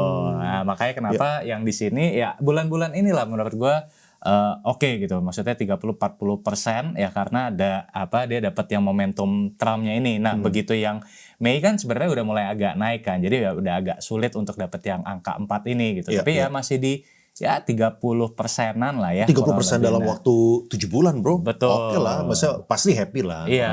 Nah ini yang lo pertama kan yang ini bro. Iya. Januari 2025 gitu. Nah cuman mungkin Jun 2025. Jun 2025. Nah cuman mungkin yang gue pengen highlight ya 2024 ya di bawah 2025. Iya. Karena yang tadi gue bilang tuh 2024 itu ada sedikit situasi yang uncomfortable juga di guanya gitu kan karena ya waktu itu banyak perang Iran Israel lah segala macem ya kan itu jadi gua agak sedikit cautious sih at the time gitu. Iya. Lu kalau misalnya average ini tuh kira-kira berapa ya? Tapi ini ya mungkin cuman eyeballing doang soalnya kan belum kelar ya. Iya, Desember 2025 belum 12 bulan jadi average ini juga susah sih. Iya. Tapi ada yang nanya nih, tanyain strategi Porto pas bear market kok. Kalau bisa liatin history portonya. Nah, lu punya datanya nggak sih yang even sebelum-sebelumnya gitu? Sebelum COVID ya? Waktu bear market terakhir kalau kayak gitu. Ada sih, mungkin ada satu slide yang gue bisa share. Bentar. Ya, tujuan dari gue share ini itu supaya teman-teman bisa benchmarking. Teman-teman bisa benchmarking soalnya kalau misalnya gue tuh kurang percaya sama orang yang self claim. Misalnya dia bilang, gue multi-bagger investor atau gue cuan itu 50%, gue cuannya selalu 200%, gue selalu cuannya 300%. Nah, kita nggak tahu jumlah lot yang dia beli berapa. Kalau misalnya dia punya jumlah lot itu adalah 10 lot, ya lu multi-bagger investor nggak salah. Lu beli CDA, lu otomatis punya label multi-bagger investor. Tapi kan, dan gue juga pengen kasih unjuk spektrum di semuanya lah gitu. Mau dia yang nyari multi-bagger investor, atau lu mau yang trader, atau lu mau yang value. Yang value pun lu juga jadinya punya benchmark. Soalnya kan ada orang yang bilang, wah buat value investing, lu dapat 15% setahun udah bagus. Lihat aja si Warren Buffett. Warren Buffett dapatnya 15% sampai 20% kok. Tapi 70 tahun konsisten. Ya kan, 70 tahun konsisten. Nah otomatis bisa aja ada orang yang punya benchmark. Lu kalau misalnya cuannya itu 30-40%, impossible dari value investing, gitu kan. Nah di sini kita kasih unjuk bisa ada seperti itu, dan kita juga pengen gue kepengen kasih unjuk real apa adanya itu adalah, tapi return itu juga berfluktuasi gitu kan. Di tahun 2024 itu lu punya worst itu berapa tadi? 15%-an, dan potensial yang paling tingginya itu sekitar 60% gitu. Itu adalah range-nya seorang Rifan yang menggunakan kungfu fundamental dan turnaround dan cyclical stock lah. Turnaround, cyclical stocks, fundamental. Itu kungfu dia 15 sampai 60% per tahun dalam 2 tahun terakhir. Dan data yang tadi sulit untuk difabrikasi. Kenapa sulit difabrikasi? Soalnya kalau misalnya sampai bohong, enggak, return gue enggak segitu, udah banyak di komentar. Gue join Rifan di bulan Januari tahun 2024, return gue enggak segini gitu kan. Atau enggak kayak gue join di bulan Agustus tahun 2025, kok gue beda gitu kan. Lo kan pasti punya AUM, I would imagine in the ratusan miliar pasti ada kan. Nah pasti orang teriak-teriak kalau beda gitu kan. Jadi ini tuh udah as transparent as we can go gitu. Udah setransparan-parannya gitu. Jadi gue harapkan, dan yang gue suka sama Rifan, dia juga sharing itu bukan cuma dari segi sahamnya apa aja, apa doang, tapi ada banyak faktor. Soalnya saham bagus berbeda returnnya untuk orang-orang yang berbeda gitu. Misalnya ini sahamnya bagus, tapi return tuh bisa beda-beda tergantung lu belinya berapa, lu jual di harga berapa gitu kan. Soalnya ada orang yang sampai bagus, yang uptrend gitu misalnya, tapi masih boncos. Mereka beli dari pucuk, begitu turun cut loss gitu kan. Ya mereka nggak tahu ininya. Jadi ya supaya sukses di di saham, apalagi di value investing, ya ini Bro Rifan udah setransparan nih. Ya lo cariin gua narsum yang mau open portal se-open ini, gue sampai sekarang sih belum ketemu. Oke, gimana bro? Ini berarti yang ini dari 2016. Ini 2016. Jadi 2016 sampai 2025 kemarin lah, sampai Desember. Gitu kan. Jadi ini mungkin cara bacanya ya, ini porto gue. Ini pribadi berarti? Pribadi. Oh, ini porto pribadi? Pribadi. Jadi gue sebenarnya udah open porto tuh dari 2016 bro. Oh. Udah open porto dari 2016. Gitu ya, adalah transparan gitu kan. Oh, lu buka di YouTube gitu maksudnya? Enggak, di komunitas. Di membership gitu kan. Nah, jadi mungkin yang gue bisa sharing ya, ada tahun-tahun yang bullish ya, kayak misalkan 2016, 2017 itu kan memang tahun bullish lah ya. IHSG juga at the time naik 20%-an. Jadi ya cukup comfortable lah ya. Dapat ya 32%, 43%. Nah, ini cuman mulai agak turun itu adalah di 2018, 2019. Nah, kenapa? Karena yang tadi gue bilang tuh 2018 tuh mulai pas Donald Trump pertama kali kepilih ya kan. Terus mulai perang dagang. Nah, yang ini nih yang tadi gue cerita di 2019 yang pas ya sebenarnya bisa dibilang udah mulai masuk bear ya, karena secara ekonomi udah nggak enak ya kan. Nah ini gue mungkin ya di bawah rata-rata lah, jadi 17 doang waktu itu. Nah 2020 karena kebetulan di 2019-nya itu gue tadi pegang cash cukup banyak, jadi gue termasuk yang bisa dapat momentum pas 2020. Cuma mungkin nggak terlalu spektakuler gimana, karena gue waktu itu lebih cautious untuk masuknya, karena kan ya musuh bersama lah ya COVID itu. Jadi ya tapi gue bilang ya dengan IHSG yang negatif 5, gue dapat 24 ya quite oke lah gitu. 2021 ya recovery, 2022 sama 2023 nih agak slowing down lagi. Kenapa? Karena waktu itu kan suku bunga mulai naik, inflasi naik, suku bunga naik, ya market saham otomatis pasti kena juga gitu. Jadi gua agak melambat juga di 2022, 2023 dan 2024 gitu loh. Dan kemudian di 2025 ini ya ngegas lagi gitu. Nah, kalau misalkan di secara rata-rata ya selama kurang lebih berapa nih dari 2016 ke 2025 berarti 9 tahunan lah ya. Ya kurang lebih di 26,9% atau compounded gain-nya sekitar 628%. Oh, average-nya gitu. 27%. 27%-an lah gitu. Ya. Menariknya ini indeksnya apa? IHSG atau LQ45? IHSG. Oh, lu nggak? Ya mungkin gue tertarik juga sih pengen tahu LQ45 berapa? Soalnya LQ45 kan theoretically is the fundamental stock segala macam kan. Ya, soalnya kan kalau misalnya tahun lalu IHSG numbuh 20%, tapi LQ45 itu flat. Cuman 2%. Flat kan. Itu kan saham-saham lu lah sebenarnya gitu. Ya, makanya sebenarnya angkanya Rifan itu, tapi menariknya gini bro, di 2024 kenapa porto buat nasabah itu jauh lebih tinggi daripada pribadi? Karena timing masuknya agak beda. Oh. Jadi gue waktu 2024 itu lebih rendah. Kenapa? Karena ada beberapa saham yang memang unexpectedly ternyata drawdown gitu, dan ternyata ya gue nggak membelikan saham tersebut ke advisory. Oke. Gitu. Jadi karena ada saham yang ya salah hipotesa lah. Iya, Jadi iya, iya. secara ini ya agak turun, Iya, lebih rendah iya, gue punya iya, iya, gitu. iya, iya. Ya cuman ya makanya gue appreciate sih soalnya ya ada orang yang sampai komen juga kan tadi di mana ya orang yang bilang intinya adalah ini nih 6 bulan plus 34% tanpa saham Konglo gitu kan. Sama orang ada yang notice gitu apakah 2026 bakal tambahin saham Konglo atau emang nggak bisa bareng. Cuman ya dia nanya kayak gitu tapi intinya adalah lu mainnya itu di saham-saham fundamental tapi ini ya dari lawan indeks lu selalu outperform ya. Iya, iya. Puji Tuhannya sih gitu sih. Iya, Puji iya. Tuhannya ya. Gue baru ngerti Kenapa? lu pede untuk open porto. Soalnya lu udah punya historical 8 tahun sebelumnya yang lu udah nge-tracking gitu Iya. dan lu mungkin udah pede lawan indeks lu pasti bisa ngalahin lah Iya, gitu. betul. Ya. Cuma waktu pertama kali kita waktu pertama kali lu oke untuk open porto ya. Itu tuh lu dalam posisi yang lu pede banget nih kayaknya tahun depan bakal bullish banget gitu atau kayak Netral gimana? aja sih. Lu netral? Oh Netral biasa aja gitu. Biasa aja. Karena kan waktu bulan Juni itu kan ya memang tarif lagi ditunda ya kan, cuman domestik itu masih parah bro. Betul. Masih banyak pengangguran segala macam. Ya udah, jadi dibilang pesimis banget juga enggak, dibilang optimis banget juga enggak. Gue optimisnya itu ya pas ya Pak Purbaya menjabat sih, to be honest gitu. Jadi sekarang apakah posisinya ya kalau misalnya kita ngomongin ini ya, sekarang lu lebih optimis dibandingkan di Juni tahun lalu gitu? Kalau sekarang, Iya. secara real ekonomi yes. Oke, nah Tapi secara marketnya tetap perlu cautious karena ISG tinggi. nah itu. Oke, berarti mungkin bisa dibilang sama kalau kayak gitu. Makanya net off jadi sama ya. Yes, Kayak lu netral lebih lah. pede tapi harga sahamnya tinggi. Iya. Kalau misalnya kemarin biasa aja tapi sahamnya rendah gitu Iya, kira-kira ya. betul. Oh. Gitu. Makanya buat ini ya kalau misalnya orang lihat kayak gini berarti ya over the long run range-nya adalah 10-50% kalau kayak gitu kan.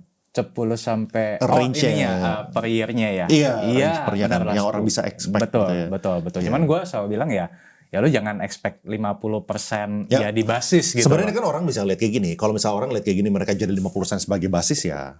Salah mereka. Salah sendiri gitu. Udah as real as it can get gitu. Iya. Iya, Ntar iya. ada ekspektasi, Leon 6 bulan segini. Waduh, itu berarti gue. Iya. Ya gue selalu coba untuk jaga ekspektasi lah ketika ada klien yang masuk ya gue bilang ya jaga ekspektasi. Iya.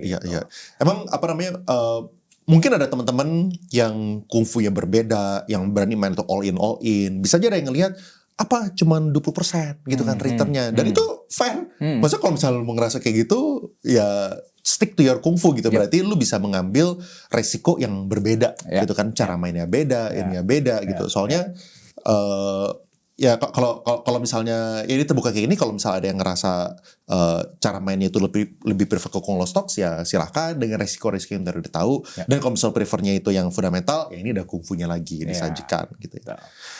Oke, kalau misalnya kita, ini ada yang nanya lagi nih, what does it take untuk bisa jadi investment advisor atau asset manager seperti Bro Rifan?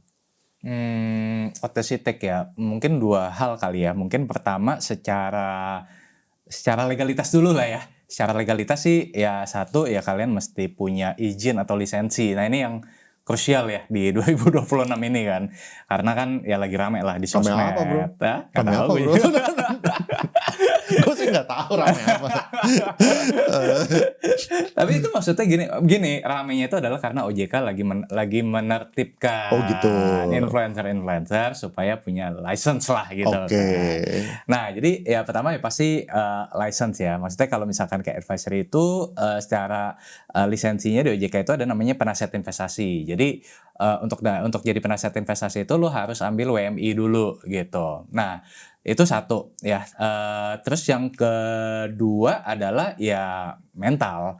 Jadi artinya untuk jadi investment advisor gini loh menurut gue mengelola portofolio pribadi dengan memberikan advice ke portfolio orang lain itu secara mental itu beda.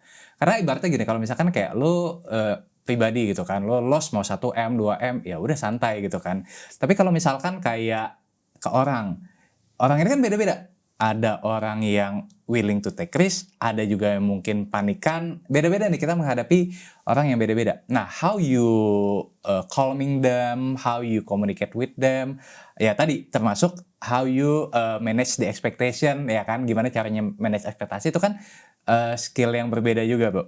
Ya kan, lo mungkin bisa bearing the risk for yourself, tapi kalau misalkan ini menyangkut dengan orang lain, itu udah different level lagi tuh menurut gue ya, gitu loh. Jadi dua itu at least yang kalian juga mesti aware gitu, bahwa satu ya legalitas ya harus ada gitu kan, dan memang diawasi juga oleh OJK, dan yang kedua adalah ya lo harus punya mental, jadi jangan ngerasa misalkan oh gue lagi bagus banget nih tahun ini terus kemudian abis itu langsung gitu kan. At least lo harus ya 1 atau 2 kali kena bear market dulu lah, baru lo tahu nih oh kalau misalkan situasinya bullish seperti apa, situasinya bearish seperti apa. Nah itu jadi lo punya melengkapi diri lo dengan 2 skenario itu sih. Kalau menurut gue 2 itu. Lu belum pernah mengalami drawdown tahunan ya?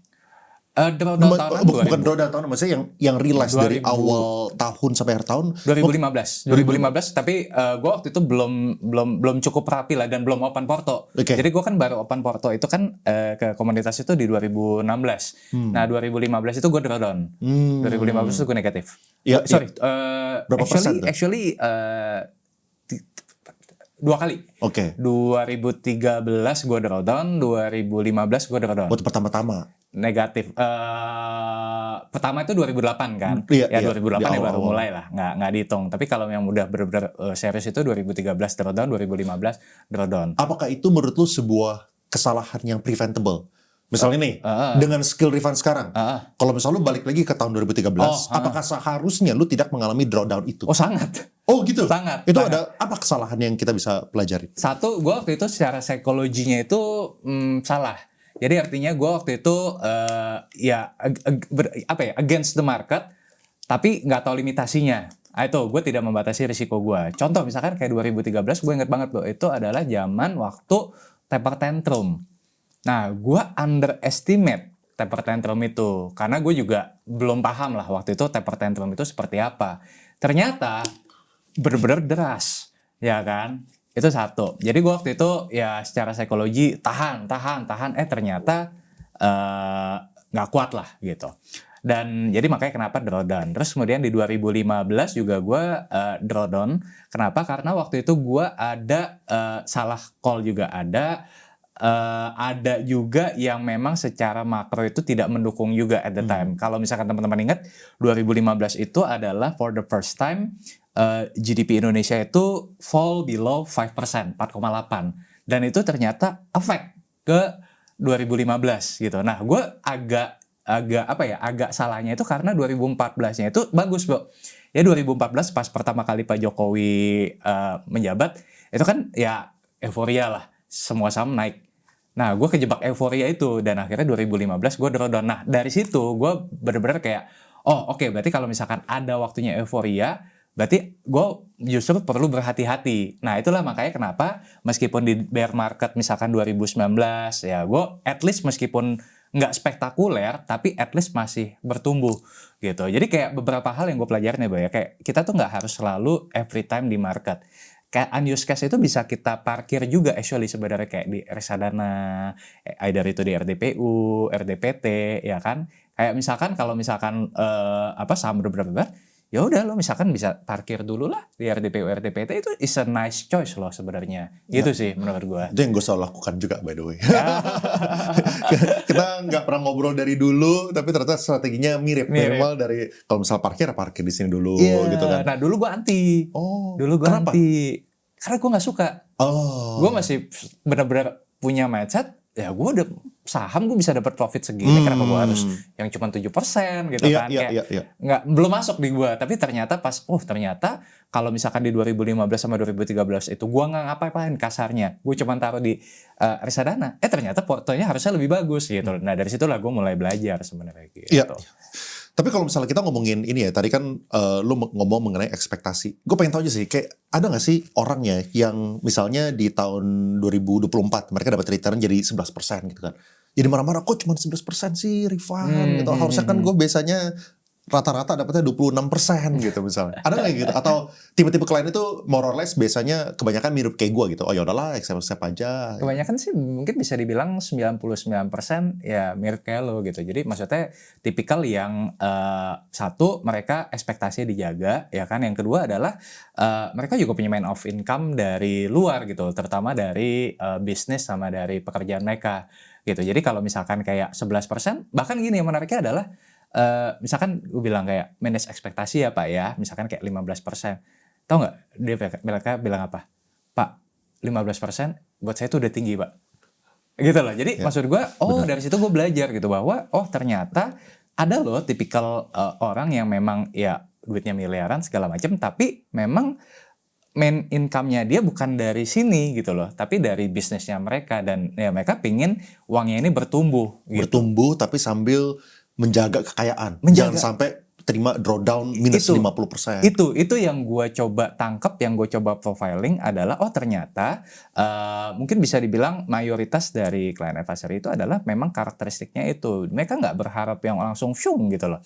Tapi mereka yang penting gue nggak drawdown itu udah bagus. Nah itu yang ya ketika ketemu segala macam ketika sesi Zoom gitu, ya gue juga sampaikan hal yang serupa gitu supaya manage ekspektasi ketemu. Nah justru sebaliknya kalau misalkan nih ada juga yang misalkan kayak Pak saya pengen segini setiap tahun, ya gue bilang ya gue nggak bisa menjanjikan itu. Kalau misalkan ekspektasi terlalu tinggi, malah ada beberapa yang gue justru nggak ambil gue. Iya. Karena kan gue juga ini kan ngomongin kan sebenarnya ngomongin trust ya. Kalau ekspektasinya nggak ketemu dengan realitanya, artinya gue over claim atau over promise tapi under deliver, orang juga pasti kecewa gitu. Jadi makanya gue nggak pernah yang over claim atau over promise lah gitu. Kira-kira dari profilnya berapa persen itu yang profesional, berapa persen itu yang pengusaha?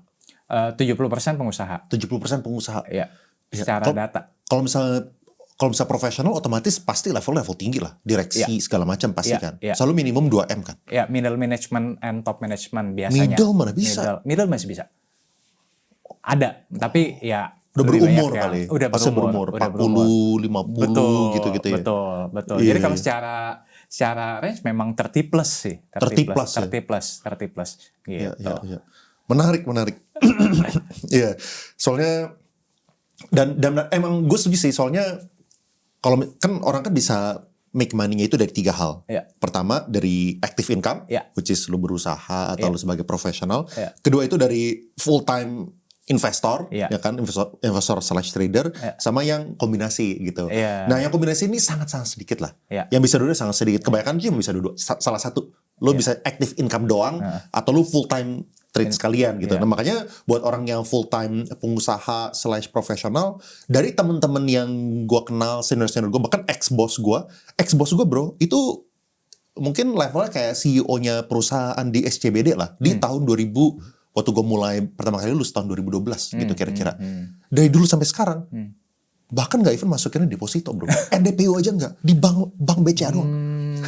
Gue juga kadang-kadang bingung gitu, lu kenapa kayak gitu. Gua padahal sekelas CEO ya. Iya, tapi ya emang mungkin dia full time-nya udah di situ, udah nggak punya kapasitas buat mikirin yang lain-lain lah gitu. Yang penting ya gue dapat income segini, dan dia nggak susah juga, kaya juga gitu, nothing wrong juga gitu jadinya. Cuman gue kadang-kadang gemes, gue sampai pitching ke dia 6 bulan.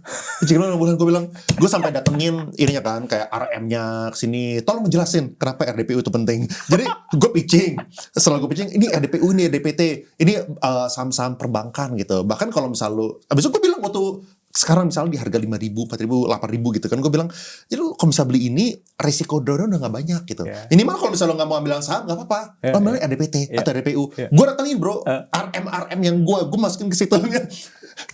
Aduh gue udah bingung. Tetap gak nembus. Jadi ya menarik gitu.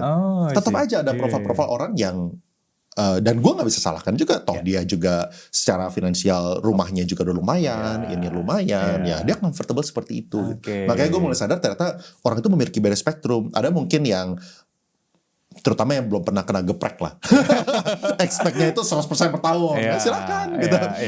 Ada yang di spektrum ujungnya dia mungkin dapat 4% RDPU udah happy, ya silakan juga gitu. Dan ada yang kayak lu gitu yang di tengah-tengah, ya silakan juga gitu. Ini kungfu yang berbeda-beda. Benar, menariknya itu sih. Cuman yang menariknya yang ke lu ekspektasinya itu udah pada align, udah pada mirip-mirip kayak gue secara profile, mungkin gara-gara lu dari awal udah ngomong gitu kan, Iya, secara jadi ekspektasi. beberapa memang ada yang bisa misalkan saya pengen dong Pak kayak Pak Leon gini. Saya bilang ya lihat market ke depan juga ya Pak. Yang penting kan intinya adalah kita berusaha, kita percaya sama proses ya. Kalau misalkan prosesnya benar ya hasil akan mengikuti. Cuman kita nggak pernah bisa menjanjikan result ya kan. Maksudnya ya ini indikatifnya ya. Kalau misalkan ternyata ke depannya market lagi unfavorable ya mungkin bisa di bawah itu. Jadi gue selalu mencoba untuk menyampaikan itu sih bro. Gitu. Dan satu lagi ya, maksudnya kalau misalnya teman-teman, soalnya gue lihat belakangan ini ada beberapa reksadana saham itu yang terbang-terbang. Ya ada yang plus 30%, plus 40% segala macam gitu kan. Yang gue pengen minta teman-teman fokusin adalah kalau misalnya terbang di tahun 2025 itu tuh ada banyak, dan mungkin bisa ada orang yang perform di tahun 2025. Cuman gue lebih pengen lihatnya itu adalah jangka panjang kayak gimana. Lu 5 tahun terakhir kayak gimana, lu 10 tahun terakhir kayak gimana gitu. Soalnya kalau misal perform tahun lalu, ya semua orang juga bisa perform tahun lalu gitu kan. Cuman jangka panjang kayak gimana. Jadi ya makanya gue appreciate kalau misal bahkan lu udah punya data yang jangka panjangan ya, supaya teman-teman bisa punya ekspektasi yang real. Kalau misalnya masuk, kalau misal lu expect 50% terus ya, gue sih mau juga gitu bro. Baiklah, gue juga mau expect seperti itu. Oke, ini ada beberapa orang yang nanya ini mengenai advisory. Mau sign up minimum 1 miliar bisa nggak? Minimum capital berapa bisa join ke Bro Rifan, dan bayarnya berapa? Gimana cara join investmentnya Ko Rifan, dan minimal per berapa? Thank you. Ya kalau sekarang ya minimum 2 miliar, Bro. Minimum 2 miliar. Ya kalau soal fee-nya ya biasa lah ya, umum ya. Ada advisory fee, kemudian ada performance fee. Itu semua sih ya ada di website sih. Jadi ya mungkin kalau teman-teman mau ya coba main ke website aja gitu lah. Atau nanti ya kontak ke Instagram atau apa, nanti kita coba ini. Atau biasanya itu ada di website, ada di Instagram, ada ya tinggal dicari aja sih. Kalau biasanya orang DM lu dari IG gitu? Biasanya DM atau biasanya main ke website terus dia langsung make a reservation di bawah. Nah begitu dia kan ya biasa lah yang ngisi data, nama, WhatsApp, email. Nah kemudian mereka make appointment. Abis itu nanti ya tim gue ada yang follow up gitu. Ya. Kapan Bro Rifan menentukan titik TP/jual dan CL suatu saham? Mohon insight-nya, thanks. TP dan CL. Kalau TP itu biasanya kalau udah mulai mencapai nilai intrinsiknya. Umumnya seperti itu, Bro. Jadi kan kita kalau misalkan ada beli saham itu biasanya ada kasih kayak batasan-batasannya, Bro. Jadi kayak base buy-nya di berapa, area hold-nya berapa, sama area taking profit-nya berapa. Nah, area taking profit ini biasanya kalau udah mulai mencapai si nilai intrinsiknya ini. Nah, kalau misalkan belum mencapai nilai intrinsik ya biasanya kita lebih banyak hold gitu kan. Kecuali misalkan ada situasi tertentu, misalkan kayak nanti misalkan tiba-tiba Trump bikin yang aneh-aneh, nah itu mungkin kita taking profit sebelum mencapai nilai intrinsik mungkin juga, atau ya sebaliknya cut loss. Intinya kan kita juga harus jaga si position saham sama si cash-nya tadi ya kan. Terus udah gitu juga kalau cut loss gue sebenarnya terhitung jarang, karena ya kalau gue tipikalnya adalah ya gue yakin dulu baru gue beli atau baru gue rekomen kan. Nah kalau yang cut loss itu biasanya kalau misalkan hipotesa gue salah. Ya hipotesa gue salah dan emang gue lihat kayaknya ini bukan temporer tapi akan berkepanjangan, ya gue harus mengakui bahwa ya memang hipotesa salah, ya kita cut loss gitu. Jadi bukan karena teknikal tapi karena fundamental gitu. Dan juga nggak punya batasan persen-persenan kan? Oh kalau misal turun sekian persen artinya cut. Lu nggak pikir dari angle itu? Enggak. Bahkan yang yang SCMA itu sama Archie gitu kan, itu sempet drawdown floating itu 20 atau 25% gitu loh. Itu kan buat orang yang nggak punya conviction, cut loss pasti kalau based on technical semata gitu kan. Tapi karena I know the story, growth story-nya apa ke depannya, ya gue tetap hold dan ya beli di harga yang lebih murah gitu. Iya. Punya tim untuk investing saham apa pure sendiri? Kalau punya, bagaimana cara memanajemen? Gimana cara memanage timnya gitu? Oh oke. Ada. Gue ada tim. Berapa orang ke timnya? Sekarang kalau yang analis aja sekitar 5-6 orang. Kemudian abis itu gue training juga pasti ya. Maksudnya sesuai supaya pola pikirnya sama, mindsetnya sama.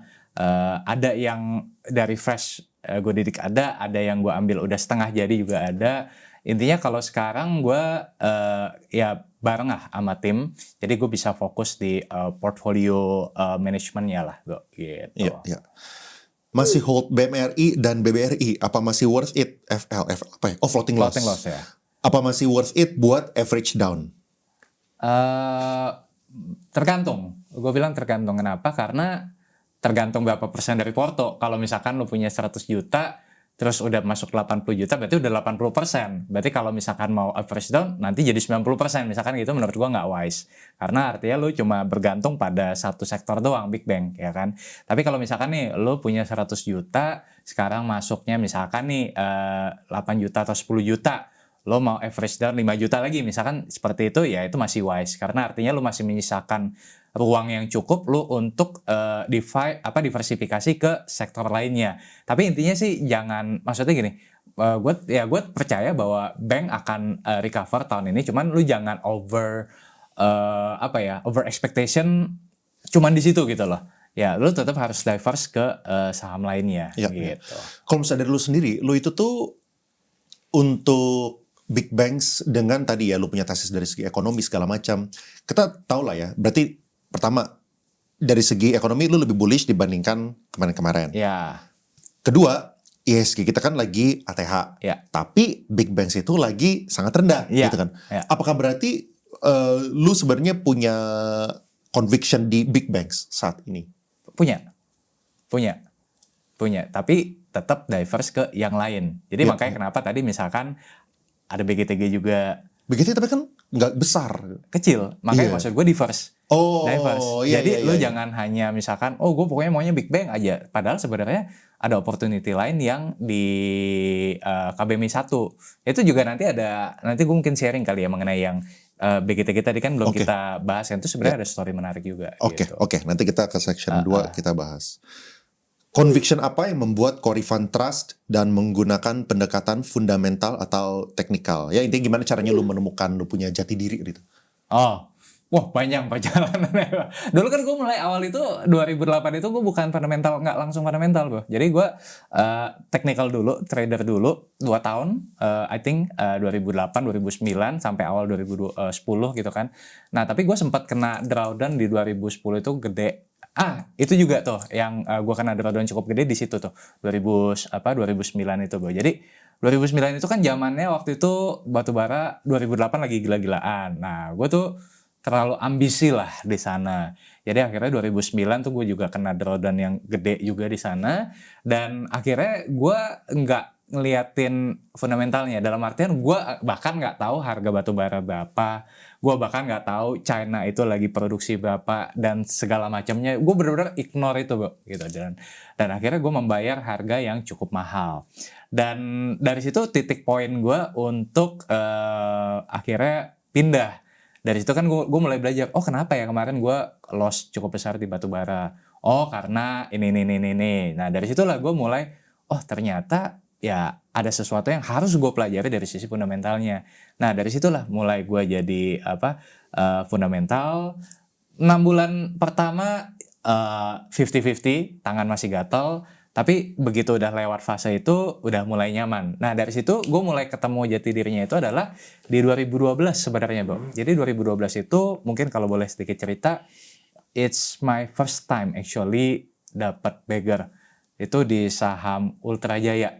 Nah dari situ mulai muncul lah conviction. Ternyata working juga ya gitu loh.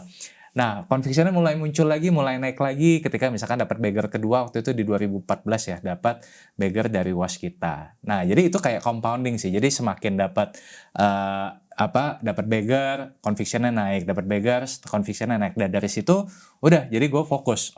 Ternyata kungfunya Rifan adalah ya di sini. Ya udah itu yang gue fokusin sampai sekarang sih, Bro. Gitu. Itu menarik ya. Gue kemarin baru ngobrol sama Bro MY ya. Ya. Sekarang kan dia dikenal sebagai bukan investor lah, ya kan? Dia citra dia bukan investor. Dulu dia dari investor. Jadi kayak lawan arah gitu. Lu dulu yang trader jadi investor, MBA trader investor jadi trader. Karena tapi menurut gue itu memang journey orang pasti beda-beda sih, Bang. Ada yang lebih, nah itu menurut gue tuh kayak lu 2 tahun pertama di market, especially if you new ya, 2 tahun, even mungkin maksimal banget 3 tahun, ya itu lu kungfu, segala kungfu lu pelajarin aja. Nah tapi at some point menurut gue lu harus tahu lu tuh siapa di market. Menurut gue itu sih gitu. Setuju. Masuk akal. Menarik banget sih, makanya wah waktu lu cerita gitu kok terbalik. Dan dua-duanya ujung-ujungnya ya sama-sama sukses di masing-masing kungfu gitu ya, kalau misalnya gue lihat ya. Jadi banyak jalan menuju Roma. Kami orang biasa yang nggak punya akses ke owner emiten, gimana cuannya dari fundamental kok? Cara dapat akses kesempatan nanya ke direksi perusahaan, gimana kok? Mungkin even though misalkan nggak masuk komunitas misalkan, lu bisa masuk ke RUPS misalkan. Nah kadang lucu juga tuh kalau misalkan RUPS itu kadang ada 2 kubu bro. Kubu pencari makanan dan souvenir dan kubu yang mau deketin bosnya gitu kan. Nah kalau gue ya udah pasti deketin bosnya lah gitu kan. Itu kan momen dimana kita bisa kenalan segala macam ya kan. Tapi banyak juga tuh misalkan gini, RUPS sejam, begitu udah selesai bisa dibilang 95% pasti keluar ruangan, ngantri makanan atau ngantri ambil souvenir ya kan. Nah cuman nih less than 5% lah yang tinggal di dalam ruangan. Nah menurut gua sayang gitu loh kalau misalkan lo bisa RUPS, lo keluar ruangan, lo kehilangan momentum untuk bisa nyari informasi. Karena banyak dari CEO itu sebenarnya nggak pelit informasi kok. Gitu. Ya lu jangan pas kenalan, Pak saya punya 10 lot. Jangan gitu kan. Ya lo nice dress properly lah. Orang juga akan respect kan. Udah lo tanya aja, Pak. Saya baca perusahaan akan melakukan ini. Update-nya sekarang gimana, Pak? Itu mereka akan open gitu loh. Ya jadi lu tanyain aja di situ gitu. Mereka banyak kan open. Itu mungkin cara berikutnya gitu ya. Yang lain ya mungkin gue kebanyakan orang bakal nanyanya gini bro, Pak minta insider info dong Pak, gitu. Ya kan saham bakal dibawa ke berapa Pak? Gue kalau misalnya ngundang emiten datang ke sini dulu, yang di summit pertanyaan kayak gitu, sahamnya bakal dibawa kemana gitu kan? Kira-kira CEO bakal jawab apa bro kalau digituin? Kadang ada yang jawab, kadang ada yang pasti juga nggak jawab. Karena kan dia juga nggak tahu nih nanya siapa nih gitu kan. Ya, ada yang cautious sih, ada yang tertutup juga ada. Gitu. Iya. Oke, ya jadi intinya harus rajin ngulik. Jawabannya itu harus ngulik gitu. Ya, jadi ini mungkin atas persetujuan Goleon juga. Jadi mungkin ini ada 2 saham sih yang ya mungkin punya potensi dan gue lihat menarik ya. Yang pertama itu kan ternyata ada rencana bahwa Indonesia ini akan jadi sentra manufaktur baru. Jadi mobil-mobil yang dirakit di Purwakarta tadi ada porsi yang akan diekspor. Nah berarti kan ini jadi sebuah kesempatan gitu loh. Kalau ditanya misalkan sekarang convictionnya naik atau enggak, menurut gue sih naik. Kenapa? Karena ternyata sekarang ini ada arah OJK untuk menghapus KBMI 1. Nah itu yang mungkin prediksi awal gue 160 mungkin akan naik lebih tinggi lagi gitu.